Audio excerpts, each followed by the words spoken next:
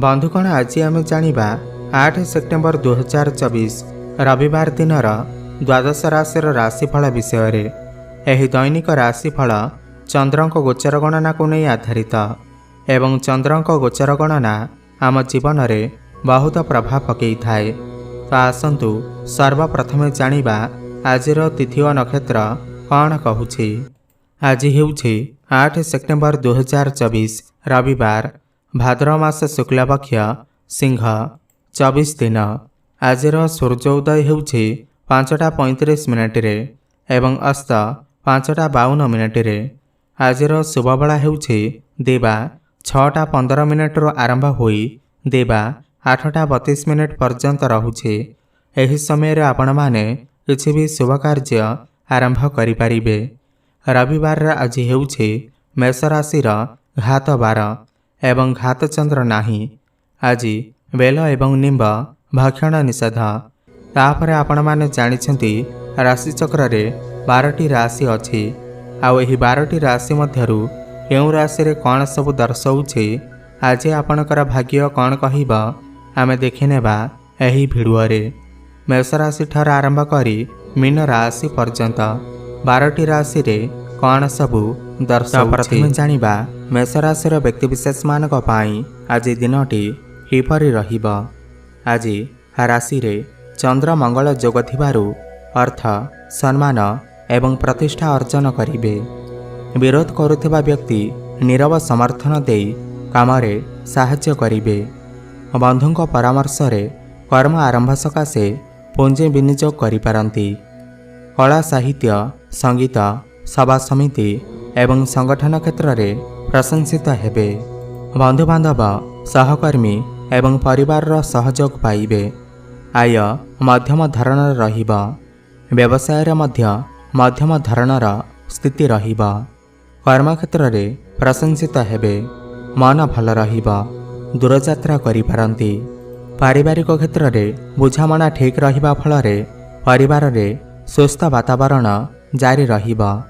परस्पर को साहाय्य सहयोग करी गठनमूलक कार्य हाथ को नेबे।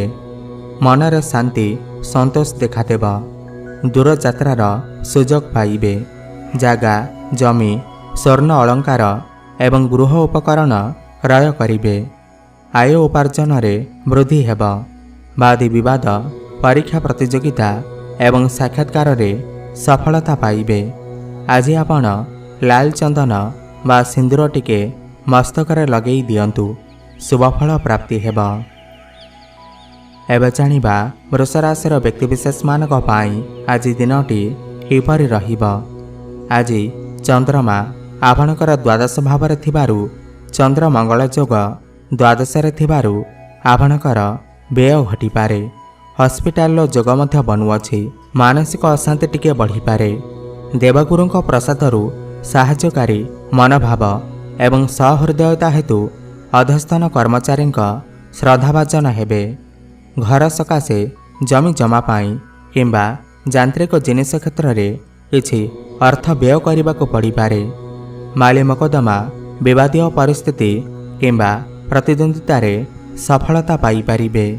विदेश रे रही काम कार्य करुथिबा लोकमानक पाई आज दिनटी अत्यंत शुभ रहिअछि। ऋण नेबाकु चाहुथिले आपण नेई पारिबे किंबा ऋण देबाकु चाहुथिले देई पारिबे। समस्त कार्य रे आशा मुताबक फल पाइबे। नुआ चाकरी वा नियुक्ति मिलिबार जोग रहिअछि। जागा जमी उच्चस्तरीय वाहन आदि क्रय करिबा पाई जोगाजोग करि पारिबे। कर्मक्षेत्र रे शुभ सूचना पाइबे। विभिन्न दिगरु साहाय्य सहयोग पाई व्यवसायी माने प्रचुर लाभ पाइबे एवं प्रतिष्ठा प्रतिपत्ति मान सम्मान ख्याति बढ़िबा। नूतन योजना को क्रियान्वित करी प्रत्येक क्षेत्र में मानसिक स्थिति सुदृढ़ रहिबा।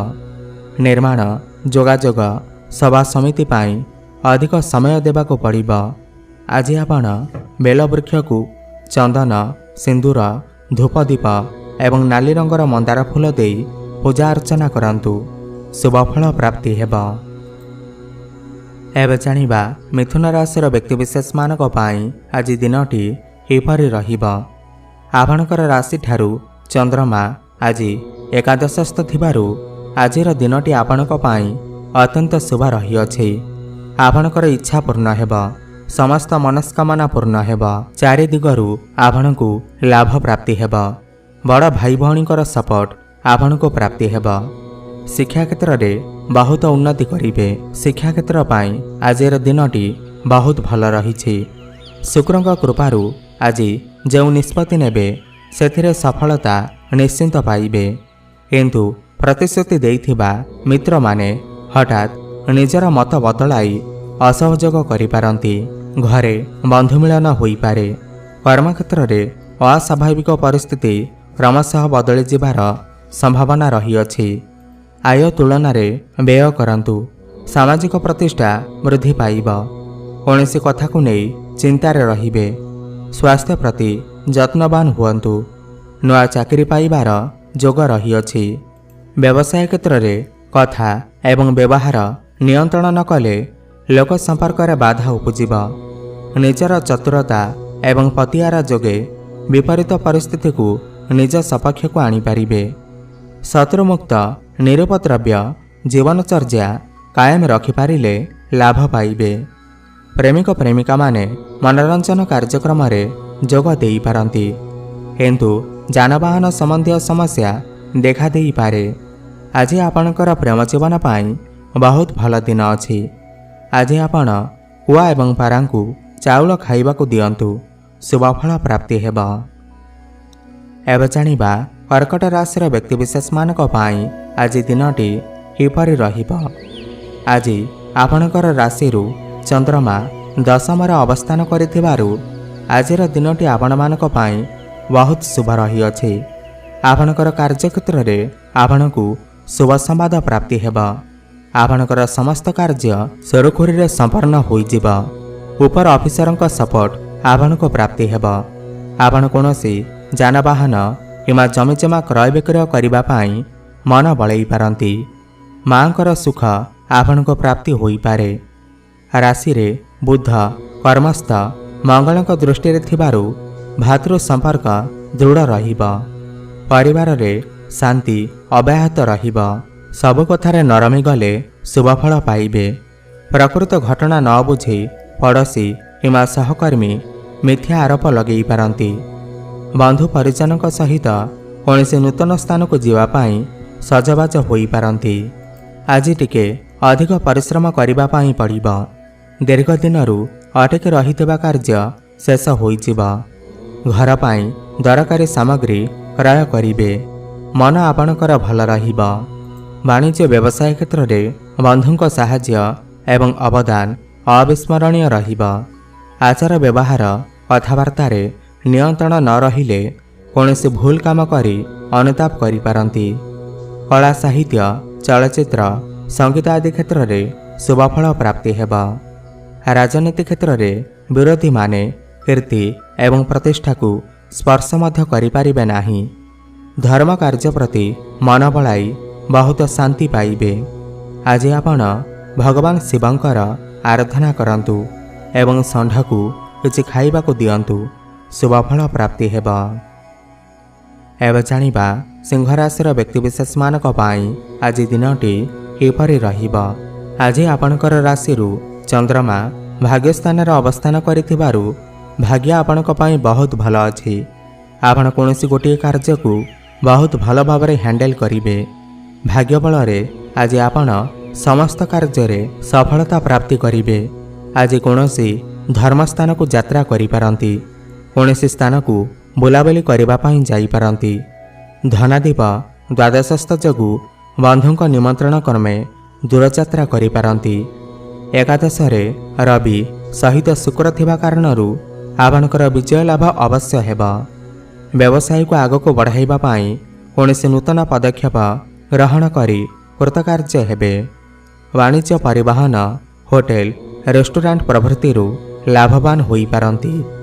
ଧନଲାଭର ଯୋଗ ରହିଅଛି। ଭୂମି କ୍ରୟ କରିବା ପାଇଁ ଯୋଜନା କରିପାରନ୍ତି। ଛାତ୍ରଛାତ୍ରୀଙ୍କୁ ପାଠପଢ଼ାରେ ଅଧିକ ପରିଶ୍ରମ ଏବଂ ସମୟ ଦେବା ପାଇଁ ପଡ଼ିବ। ବକେୟା ଟଙ୍କା ଫେରି ପାଇବେ। ଦୂରଯାତ୍ରା କରିପାରନ୍ତି। ସ୍ୱାସ୍ଥ୍ୟରେ ପରିବର୍ତ୍ତନ ଅନୁଭବ କରିବା ସହିତ ଗଚ୍ଛିତ ଅର୍ଥ ବୃଦ୍ଧି କରିବା ପାଇଁ ଚେଷ୍ଟିତ ହେବେ। ଜାଗା, ଜମି, ଯାନବାହନ ସମ୍ପତ୍ତି ଆଦି କ୍ରୟ ବିକ୍ରୟ କରି ଭଲ ଲାଭ ପାଇବେ। କର୍ମକ୍ଷେତ୍ରରେ ନିଜର ପ୍ରତିଷ୍ଠା ସୁନାମ ବଢ଼ିବା ସହିତ ପ୍ରବଳ ଶତ୍ରୁମାନେ ଦୁର୍ବଳ ହେବେ। ଛାତ୍ରଛାତ୍ରୀମାନେ ପରୀକ୍ଷା ପ୍ରତିଯୋଗିତା ସାକ୍ଷାତକାରରେ ବିଜୟୀ ହେବେ। ବ୍ୟବସାୟ କ୍ଷେତ୍ରରେ ସମସ୍ୟା ଦୂର ହୋଇଯିବା ଫଳରେ ଅର୍ଥଲାଭର ସୁଯୋଗ ପାଇବେ। ଆଜି ଆପଣ ତୁଳସୀ ଚଉରାର ମୂଳରେ ଶୁଦ୍ଧ ଘିଅର ଦୀପଟିଏ ଅବଶ୍ୟ ଜଳାନ୍ତୁ, ଶୁଭଫଳ ପ୍ରାପ୍ତି ହେବ। ଏବେ ଜାଣିବା କନ୍ୟା ରାଶିର ବ୍ୟକ୍ତିବିଶେଷମାନଙ୍କ ପାଇଁ ଆଜି ଦିନଟି କିପରି ରହିବ। ଅଷ୍ଟମସ୍ତ ଚନ୍ଦ୍ର ଏବଂ ମଙ୍ଗଳ ଥିବାରୁ ଆଜି ଆପଣଙ୍କ ପାଇଁ ଦିନଟି ବହୁତ ଭଲ ନାହିଁ, ଅଶୁଭ ରହିଅଛି। ଆଜି ଆପଣ ଗାଡ଼ି ଚଳାଚଳ କଲାବେଳେ ସତର୍କତା ଅବଲମ୍ବନ କରନ୍ତୁ। ଆଜି ଆପଣ ମାନସିକ ଅଶାନ୍ତି ଭୋଗ କରିପାରନ୍ତି। ଆପଣଙ୍କୁ କୌଣସି ଲୋକ ଫସେଇ ଦେଇପାରନ୍ତି।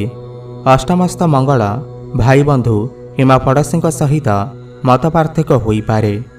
ନିଜ ଲୋକ ପଛରେ ବହୁତ କଥା କହୁଥିବା ଶୁଣି ଖରାପ ଲାଗିପାରେ। ଶନିଙ୍କ ହେତୁ ଆଇନର ସହାୟତା ପାଇବେ ଏବଂ ମାଲି ମକଦ୍ଦମାରେ ରାୟ ସପକ୍ଷରେ ଯିବାର ସୂଚନା ରହିଅଛି। ବ୍ୟବସାୟିକ ସ୍ଥିତି, ଯାତ୍ରା, ପ୍ରଶାସନ ଏବଂ ଆନୁଷ୍ଠାନିକ କାମ ପାଇଁ ଦିନଟି ଭଲ। ଆଜି କୌଣସି ନୂତନ କାର୍ଯ୍ୟ ଆରମ୍ଭ କରିବା ପାଇଁ ଆଗ୍ରହ ପ୍ରକାଶ କରନ୍ତୁ ନାହିଁ। ମନ ଅସ୍ଥିର ରହିବ।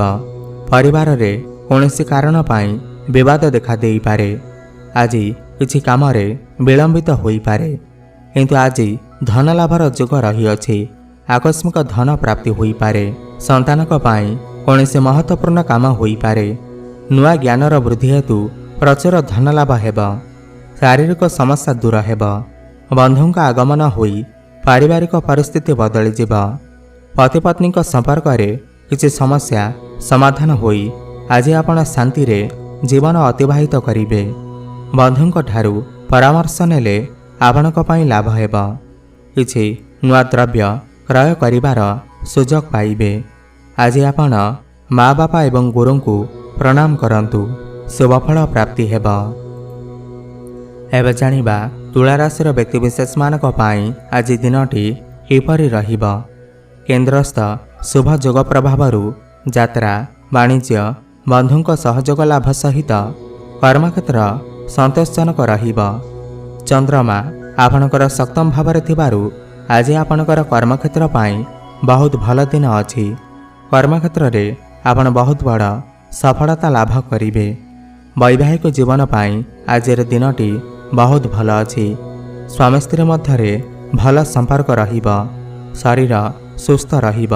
ଆଜି ଆପଣ କୌଣସି କାମକୁ ବହୁତ ଭଲ ଭାବରେ ହ୍ୟାଣ୍ଡେଲ କରିପାରିବେ। ତ ଆଜି ଦିନଟି ଆପଣଙ୍କ ପାଇଁ ବହୁତ ଭଲ ଅଛି। ସମ୍ପର୍କୀୟଙ୍କ ସହିତ ତର୍କର ସମ୍ମୁଖୀନ ହୋଇପାରନ୍ତି। ପିଲାଙ୍କ ସ୍ୱାସ୍ଥ୍ୟହାନି, ପାରିବାରିକ ଅସହଯୋଗରୁ ଟିକେ ଚିନ୍ତିତ ହୋଇପାରନ୍ତି। ପାରିବାରିକ ଜୀବନ ସୁଖମୟ ହେବ। ପୂଜାପାଠରେ ଆପଣଙ୍କର ସମୟ ବିତିବ। ଧନ ଲାଭର ଯୋଗ ମଧ୍ୟ ବନୁଅଛି। ଆୟର ସ୍ରୋତ ଖୋଲିବ। ଆର୍ଥିକ ସ୍ଥିତି ମଜବୁତ ହେବ। ଭଲ ଚାକିରି ମଧ୍ୟ ପ୍ରାପ୍ତି ହେବ। ବିଦେଶକୁ ଯାତ୍ରା କରିପାରନ୍ତି। କର୍ମକ୍ଷେତ୍ରରେ ଜବରଦସ୍ତି ଉନ୍ନତି ଏବଂ ନ୍ୟାୟ ମିଳିବ। ଦାମ୍ପତ୍ୟ କଳହ ଏବଂ ପରିବାରର ମାମଲା ସମାଧାନ ହୋଇଯିବ। ସ୍ୱାସ୍ଥ୍ୟର ଉନ୍ନତି ହେବ। ପୁଞ୍ଜି ଲଗାଣ, ଉଦ୍ୟୋଗ, ଧନ ଆଦାନ ପ୍ରଦାନରେ ଲାଭବାନ ହେବେ।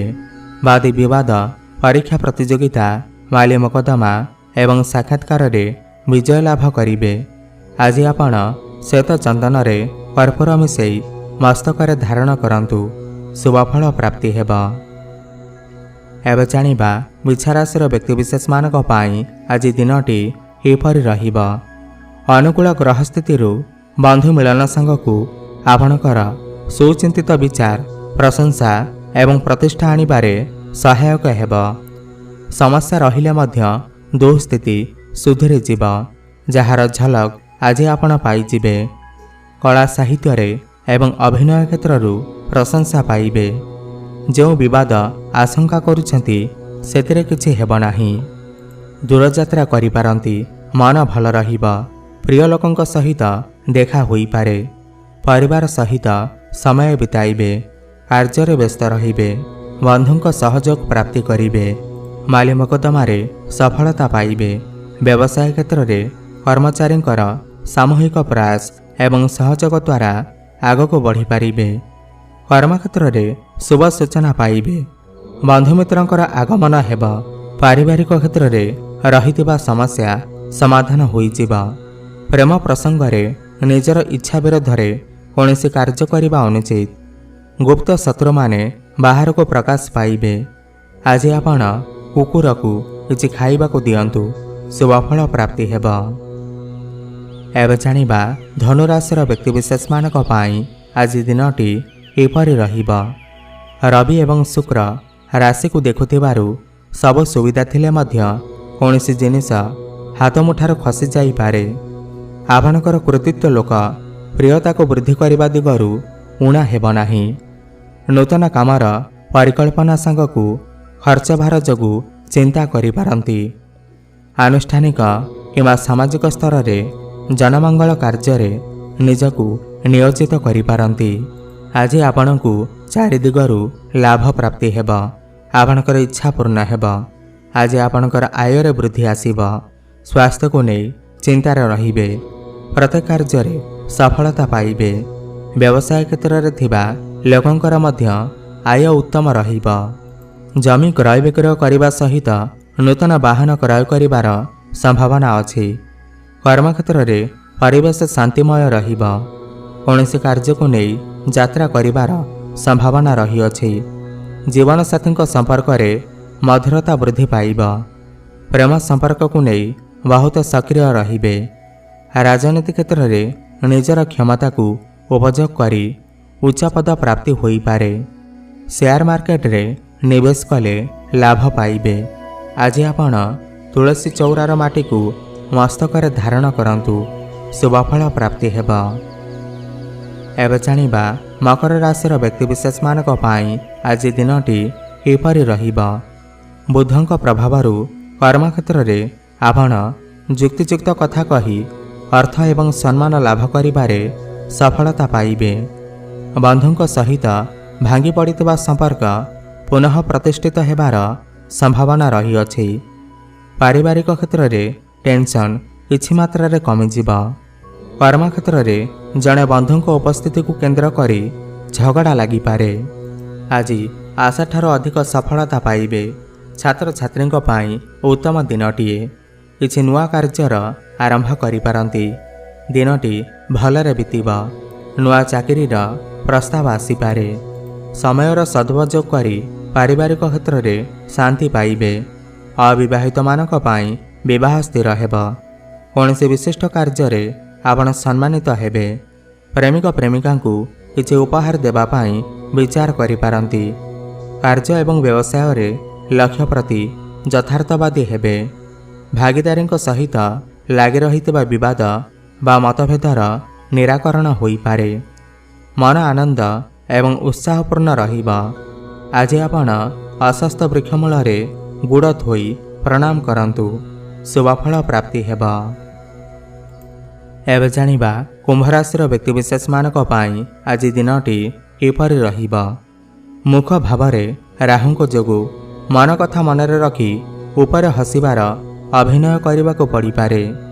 ଚନ୍ଦ୍ରମା ଆଜି ଆପଣଙ୍କର ତୃତୀୟ ଭାବରେ ଥିବାରୁ ଏବଂ ଭାଗ୍ୟସ୍ଥାନକୁ ଦୃଷ୍ଟି ଦେଉଥିବାରୁ ଭାଗ୍ୟ ଆପଣଙ୍କ ପାଇଁ ଭଲ ଅଛି। ଭାଗ୍ୟ ବଳରେ ଆପଣ ସମସ୍ତ କାର୍ଯ୍ୟରେ ସଫଳତା ପ୍ରାପ୍ତି କରିବେ। ଛୋଟ ମୋଟ ଜାଗାକୁ ଯାତ୍ରା କରିପାରନ୍ତି। ଛୋଟ ଭାଇ ଭଉଣୀମାନଙ୍କ ସହିତ ସମ୍ପର୍କ ଭଲ ରହିବ। ପିଲାମାନଙ୍କର କିଛି ସମସ୍ୟା ମନକୁ ବିଚଳିତ କରିବ। ଏଣେ ଅଫିସରେ ମଧ୍ୟ ହଠାତ୍ କୌଣସି ଘଟଣା ମନକୁ ବିବ୍ରତ କରିବାର ଆଶଙ୍କା ରହିଅଛି। ବନ୍ଧୁଙ୍କ ଉପରେ ବୃଥା ସନ୍ଦେହ କରିବା ଦ୍ୱାରା ସମାଲୋଚିତ ହୋଇପାରନ୍ତି। ଆଜି କୌଣସି କାରଣ ପାଇଁ ଅପମାନିତ ମଧ୍ୟ ହୋଇପାରନ୍ତି। ନିଜ ମତ ଦେବା ପୂର୍ବରୁ ଥରେ ଚିନ୍ତା କରନ୍ତୁ। କର୍ମକ୍ଷେତ୍ରରେ କୌଣସି କଥାକୁ ନେଇ ଚିନ୍ତାରେ ରହିପାରନ୍ତି। ସନ୍ତାନଙ୍କ କାର୍ଯ୍ୟକୁ ନେଇ ଚିନ୍ତାରେ ରହିବେ।